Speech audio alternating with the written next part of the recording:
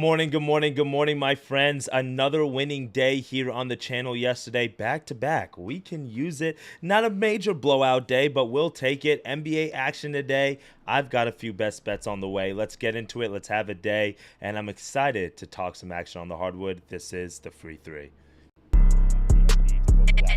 I love it, Noble. Noble, I also love your YouTube videos. I watched them while I was gone. That was fire. But getting paid because yesterday we had a full sweep. Mike going under, that was just icing on the cake. Why are we going to go in such a weak AFC South? Unless we have the NBA Blowout Association. Bang! Knicks take a 1-point lead with 13 When you hear the sirens, you know what that means. You got barbecue back there, and you didn't invite me. Hurt my feelings. Good morning, my friends. What it is up? It is your boy Noble Living back with another DYF Bets video. I'm breaking down my favorite picks and plays of the day as we just try to get to the bag together and make that money. Yesterday was some of those days in college, well, not college betting, and just sports betting, I should say, in general. That sounded kind of iffy, right? You've been betting games all weekend. You've been watching sports nonstop, and then it's like, we have NBA, but it's like, it's not the same as college basketball, right? And then there's women's college basketball, but then it's like, if I'm looking for lines for women's college basketball, am I a degenerate?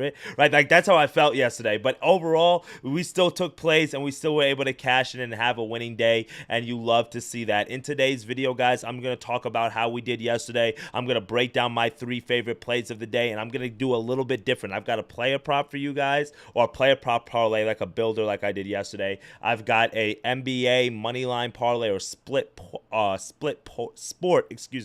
money line parlay, and then I do have one college basketball bet as well for you guys. Yes, I am a degen, so I am going to bet a little bit of the NIT. So we're going to break that down in today's video, okay? So yesterday we did have a 3-2 day. We did have a 2-1 day here on the channel, but officially a 3-2 day with some of the added plays. We dive in, we're chipping away from our hole that we cut ourselves off over the weekend. If we look at our record yesterday, you could see our point parlay, our builder parlay of the day of Luka and Kobe White. We didn't get the plus 100 value, but it was a no sweat bet there. And typically, guys, when I'm giving you guys the money line parlays or the player prop parlay, I have people who DM me sometimes and they ask me, Noble, like, do you just, like, you're taking the money line parlay, what about the spread? If I'm taking the money line, most times I like the spread. I just don't want to lay the juice. I just want to play with the money line, and just I don't have to sweat out the spread. So like here, Luka's line was 27.5. I took 25. You would have hit. Kobe White's line was like 23.5. Obviously, it would have hit. So do with that information. If you don't like taking the parlays, then take it at the regular line if you want. We took the over in Dallas and Brooklyn. I did not know that Anthony Davis was going to be playing, and it just so happened to help us out, so we're going to take it. We got that done, and then I added a little bit of a split parlay late in the video. These were our official 2 best bets of the day, but I did add a little one with the Dallas Stars and the Nuggets. A lot of people DM me about the Dallas Stars, and they're like, it's the Wild tonight, it's the Wild tonight. I guess it wasn't the Wild. And we also got the Denver wrong, so it doesn't really matter because the parlay got blown. And I did add a college basketball lay yesterday. If you guys tapped into the action and followed me on action, I took Florida Gulf Coast and Cleveland State, little money line parlay at minus 120, middle of the day sweat. It was like a 2 p.m. and a 5 p.m. game. We got it done. So because we hit that bet yesterday, I'm willing to take the NIT today. So that's what's kind of set us up for today's video. So let's dive into the plays for today, guys, real quickly. And on this board, on the NBA, we have a lot of good games. I'll give you guys a few of my leans here as well throughout the video. We've got the Knicks and Mavericks. We've got the Magic and Hornets, Spurs, Pistons, Warriors, and Heat. We don't know if Steph Curry's playing yet for the Warriors, so obviously injury news at this time of year is always a big thing. A few leans I'll give you right now is I actually do lean the Mavericks plus 10.5. I'm going to talk about that bet here in a second. And the reason why I do lean the Mavericks plus 10.5 is because I know they don't have a lot of their star players. I know Anthony Davis is probably not playing tonight on the second half of back-to-back. But the Knicks without Jalen Brunson, have been struggling to score. And if you look at the Mavericks game logs recently, they've been scoring a lot of points. And if they make this a shootout against the Knicks without Jalen Brunson, yes, they still have Karl Anthony Towns, but Mikal Bridges, you know, he's wishy-washy. Josh Hart, he can give you points when he wants to. So with the Mavericks trying to score a lot of points and keep the games high scoring, that could cause a problem for the Knicks today. And a 10.5 point spread is a lot of points. I also do lean the over as well. The Mavericks have gone over in 5 straight games. So those are just a few trends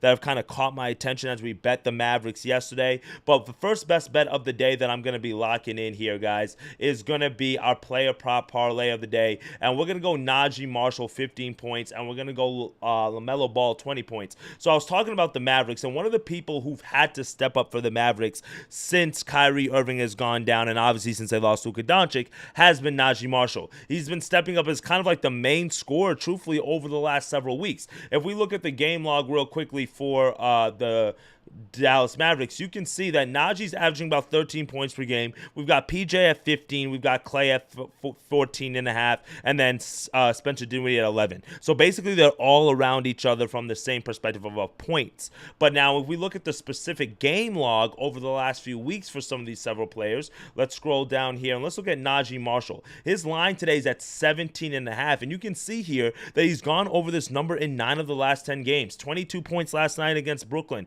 19 the night before against the Pistons, 20 against the Pacers, 21 against the Sixers. So he's gone over this number, including getting 34 against the Suns and 29 against the Grizzlies. You're not putting up those type of numbers if your jump shot's not on, if you're not playing confident basketball. He's averaging 17 attempts per game. We're just asking for 15 points. You can see here he's gone over this number in 10 straight games. And if we go a little bit further out of a sample size, 15 games, well, he wasn't really getting into a rhythm here. So this is why I like him right now in this position, because of this recent form that he's in. But look at the change in volume. 8 attempts, 7 attempts, 7 attempts, 11 attempts. Now we're at 23. Now we're at 20. Now we're at 15. So we just need 15 points on a guy who's shooting the ball 15, 20 times per game. I'm not opposed to it. The only reason why I don't want to take the line at 17 and a half is you can see right here that the Knicks have been good against small forwards lately, shutting down guys like Josh Green. You can see Devin Vassell. You can see none of these guys are really up to Najee Marshall, but they're like kind of a role players. Jimmy Butler only had 11 against them. DeMar only had 11 against them. So I don't want to take the exact line, but it's like the question is going to loom, who's going to score for this Mavericks team? And Najee's getting the point attempt. And then another thing, on the second night of a back-to-back, a lot of people are scared to take guys. And I think that's actually when we get typically value on some certain players. And when you look at the game log last night against the Nets, he only played 27 minutes. And he's used to playing 35, 38, 35. He's averaging 33 minutes per game over the last 10 games, but only played 27 last night. So he should be pretty rested. He should be good to go today to get a full workload of 30-plus minutes. 15 points, not asking for too much. And again, I already leaned the over. I already leaned Dallas plus the spread. I like Najee Marshall 15-plus points. Now, the reason why we're going with the second leg here of LaMelo Ball at 20 points, and I'm going to plug this bet in later off the stream. I'm not going to play around with it right now like while I'm talking. I guess I could do it while I'm talking just to, pass the time real quick. Here we go. Najee Marshall. Here we go. And then the second bet is going to be LaMelo Ball. And this is very similar to the read that we had yesterday. We said Luka against the Magic. Why? Because if we go to Fantasy Pros here and we look at what teams have been giving up the most points to point guards over the last 15 games, you can see the Magics are third. If we go to the last 30 games, you can see the Magic are a little bit further down, but they're top 10. The Magic give up points to point guards. We saw Luka score 30-plus last night, and the Magic right now are playing the Hornets. And what team has a better scoring point guard than the Charlotte Hornets? LaMelo Ball, we know what he likes to do. He likes to get buckets. And the reason why the Magic give up so many points to point guards right now is, one, their defensive guard, Jalen Suggs. He's currently not playing. He's injured. He's done for the season. But also, Cole Anthony, the backup point guard, is also injured right now. He's day-to-day. So they're basically on a third-string point guard. But besides that, the way they like to play defensively is they like to push up the line. So essentially, they want to kind of deny the next pass, the shooting guards, the small forwards. And we're talking about NBA defense here, but they still play some defense. So I'm not going to disrespect them that much. But as much as the NBA defense does, they like to play a deny basketball. And that's why you see for the point guards against the Magic, they typically don't get a lot of assists. They typically don't get a lot of rebounds, but they do get a lot of points because they want them facilitating and really want them to be the person scoring the ball. So now when you ask what team is better to have somebody force and funnel to score the ball than the Hornets, I don't know. So for me, LaMelo Ball, he's a guy that I like. We can go look at his game logs recently here in a second, but this is more of a fade on the Magic, also on the second out of a back-to-back. And you can see we can get this at damn near at plus 100 or at plus 100. I got it at round plus 100. So we're going to go lay just one unit here to lock that in. LaMelo Ball, 20-plus points, and Najee Marshall, 15-plus points. That's the first player prop parlay of the day. Our second best bet of the day is going to be in the college basketball slate. I was going to take off my hoodie and rip my chest open to let you guys know, but you probably know what I'm going with. My boy asked me this morning who I'm going to go with between Chattanooga and Bradley. He said, don't be a homer, but you know what? We got to go with the alum, the UTC. I got my mock shirt on. It's game day. Obviously, I wish it was the NCAA tournament, but the NIT is, I guess, the second best thing that we could do. On the road today are the Chattanooga Mocs taking on the Bradley Bears, right? Braves, I should say, minus 3.5 point underdogs are the Chattanooga Mocs. Now, Bradley's a good team. They are. And this game is at home in the NIT, so it is a true home game for Bradley. But if we go to Ken Palm real quick and we look at Bradley real fast, okay? They lost in the Missouri Valley Championship to Drake, and it wasn't even a close game. They only scored 48 points. They won the first two games of the NIT, winning the first game against North Alabama, and then going on the road against George Mason and picking up the win. Now they're back at home against Chattanooga. So everything right now, I mean, I couldn't tell you and say, let's dive into all the numbers and let's just say, that Bradley's not a good team, because they're not. I mean, they're a good team. 15-5 in conference. They made it to the championship game. You can see they kind of sputtered here in February a little bit, but they're a good team, and they're going to be at home. But the way Chattanooga has been playing recently, and I'm not talking about just recently over the last few weeks. I'm not just saying this because I'm a fan. I'm saying this because I'm somebody who's watched a ton of their games. But even their last game on Saturday against Dayton in the NIT at home, they blew out that Dayton team. They were winning that game by 20-plus points the majority of the game. They won the game by 15.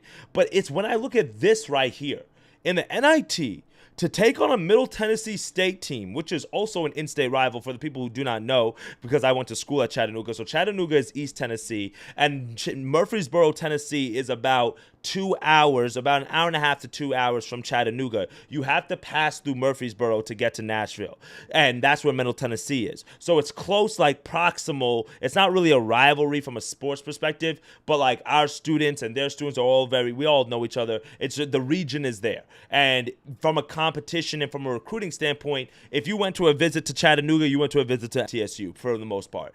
But to play this game on the road in the NIT and put forth the effort to win in triple overtime, to me, that tells me that you want to win this thing, that you're serious about winning it. And baiting a team like Dayton, yes, you were at home, but you could have said, you know what, we lost to Dayton. You could have thrown in the towel and said, our season's done. So for me, even though Ken Palm says there's a 5-point win for Bradley, the line opened up at 5.5. It's been bet down to 3.5. This is a live trigger game because Bradley can go on a run early, get up 10-2. You can get Chattanooga at plus 6.5, plus 7.5.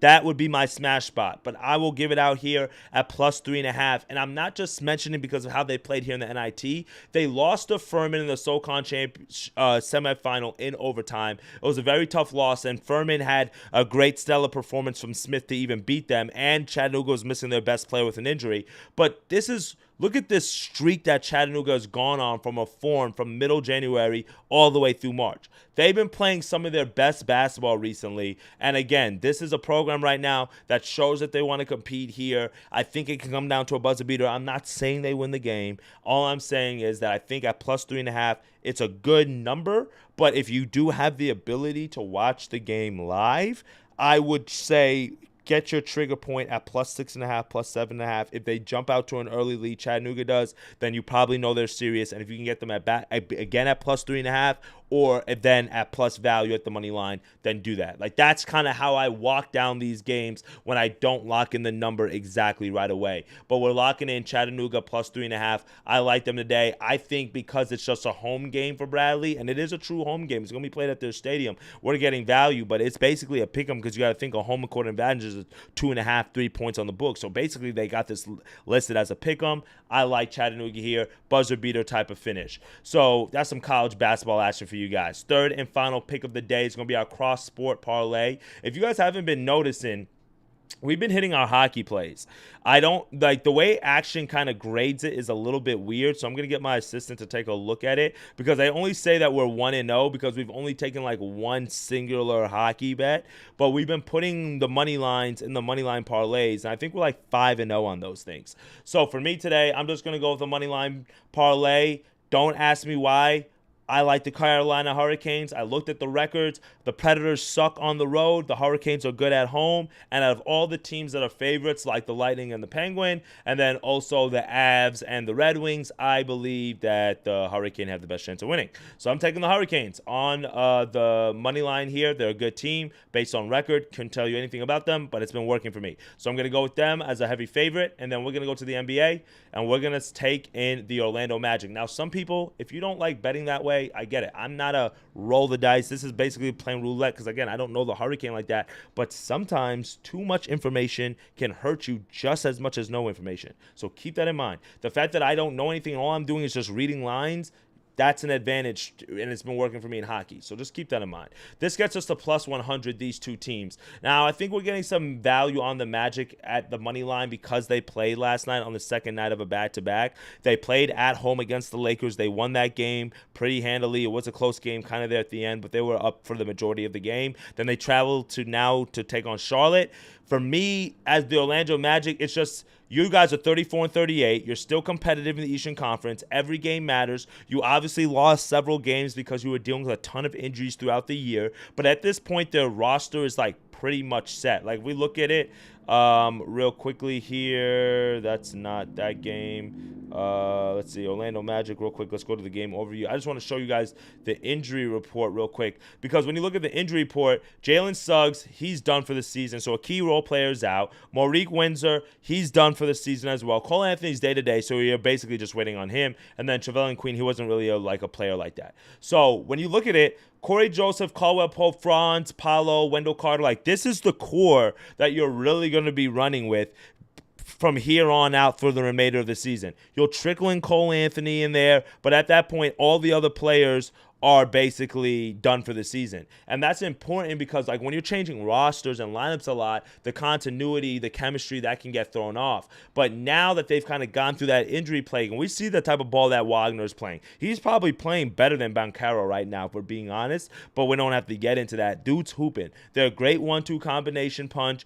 They've got some veteran leadership in Corey Joseph and Caldwell Pope that should help them down the stretch. The fact that they're under 500 means that they still have places to move inside the Eastern Conference. And let's just be honest, the Charlotte Hornets at 18-53, they don't have a whole lot to play for at this point. So the game should mean something to the Orlando Magic, and they've been in decent form, like I mentioned here. If we look at their recent, let me just zoom out just a little bit so we can find it real quick. Oh yeah, over the last 5 games, they've won 3 of the last 5 games against the Lakers, against the Wizards. That doesn't really give you a lot of confidence, but against the Cavaliers, that should give you confidence on the road. So they've covered the spread in 4 of the last 5 games.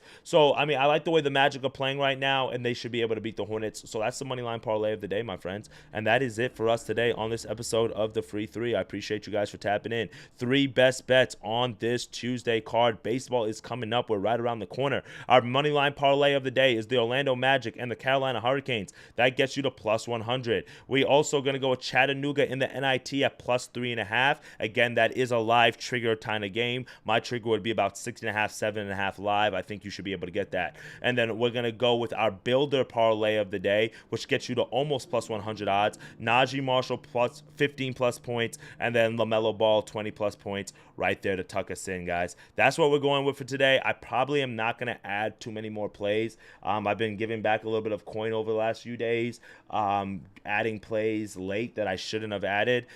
Juju getting hurt last night hurt me. I had her and KD in a parlay. KD went crazy, but she obviously got hurt. I hope she's prayers and hopes to Juju. I hope she's good, man. I just hate to see that. But overall, so I might have like 1 or 2 plays left if like Trent does Surge, I might listen to like a Surge or two. I might listen to, a few people here online and see if I like anything I like. I might add 1 or 2 plays, but we're going to keep it real light because we don't want to give back too much. We've been able to string together 2 winning days, but not like major, like $300-$400 days, but I'll take a $150 day or $200 day here. It still pays the bills, still grows the bankrolls. All right, guys, that's what we're doing here on the channel. We're trying to get to it, so I appreciate y'all for tapping in. Any picks that you guys like, drop in the comments below. If we sweep the board, I'm going to give away some money. You guys know the vibes here. We'll be back tomorrow, same time, same place. It is your boy Noble Living. This is the Free 3. Let's have a day. Let's make some money, and I'll see y'all tomorrow. And Major League Baseball is almost here, guys. So I'll cook up some futures today, and maybe we can look at some baseball futures for tomorrow. All right, guys. Let's have a day. Later, gang.